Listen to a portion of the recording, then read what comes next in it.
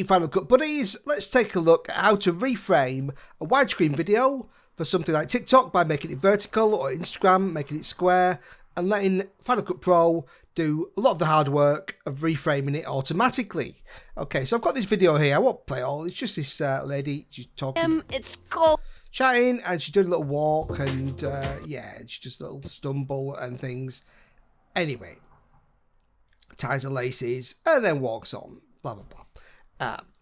But obviously it's shot in widescreen, so what I could do is do like a new project and I make it sort of vertical in here, and you know, copy paste everything in, and then I'd have to transform it all myself.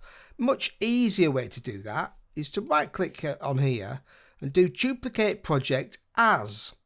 Okay, so I'm going to do that. And I'm going to choose vertical. And this is the magic bit, smart conform. Okay, so that'll kind of analyze the clips and try to move the subject into the center. Okay, so I'll hit OK.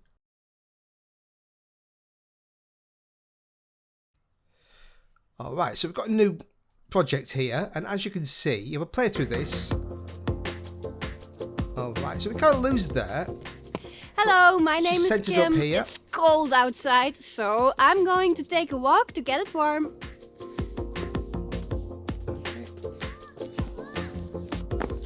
Here, it's all centered. So there's a couple of clips we will need to fix. Whoopsie daisy.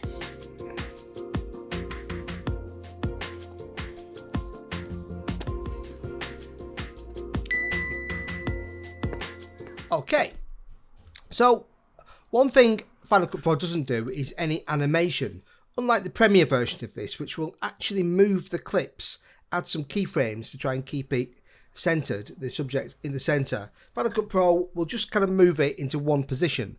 So for example here, what I'm going to do is kind of go to back here, and I'm going to go over to the properties here and add a keyframe for position, and then just move kind of towards the end of the clip and change the position on here so I'm adding a little animation, and that will keep our subject in the center. Okay, and same with this clip here.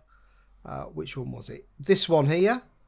Okay, that's kind of okay, so I'll put a little keyframe here near the end, okay, for position, and then I'll just kind of come back to the start and I'll just roll it like this way. So again, a couple of keyframes, maybe kind of moving it a little more, maybe 3 key, there we go. That's worked. Okay. So with this method, you might need to add a few keyframes, but it saves you a lot of time because you don't have to go through all the clips manually resizing them and reframing them when you're switching from one format to another. So that was from widescreen to vertical. You could also do just the same thing, duplicate project as, and do it as square. And again, click the smart conform, and then you might need to make a few adjustments on the position keyframes if things are moving in shot and you need to keep them centered. But it will save you a lot of time and a lot of hassle. So thanks for watching, buddies.